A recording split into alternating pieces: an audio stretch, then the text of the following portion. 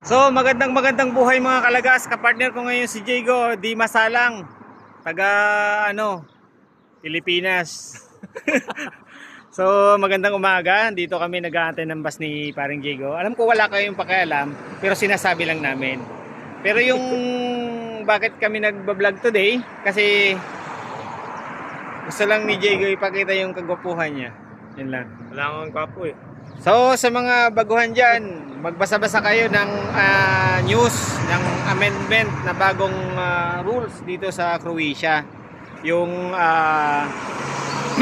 i-add nyo yung, ipalo nyo yung tawag dito, work in leave Croatia para dun sa mga Pilipino, para aware kayo dun sa mga bagong batas na lalabas na mga bago, lalo na ngayon, lalo na sa mga bago, sa mga datihan na hindi nagbabasa.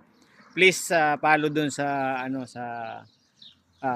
work in leave in Croatia. Doon yung makikita, doon yung mababasa kung ano yung mga binago at kung ano yung mga rules na dapat natin sundin. Lalong-lalo na doon sa pag-aaral ng lingwahe nila. Kailangan na daw 'yun, pero wag natin masyadong tawag dito. Anong sasabihin mo?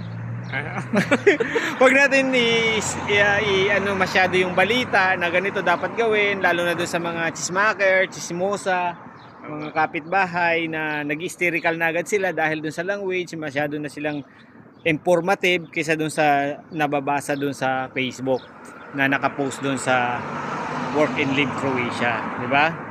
So kung ano lang yung nakasulat doon, yun lang yung gawin natin, at kung anong sabi ng amo natin, yun lang yung sundin natin, di ba? Jigo? Tama. So, cut.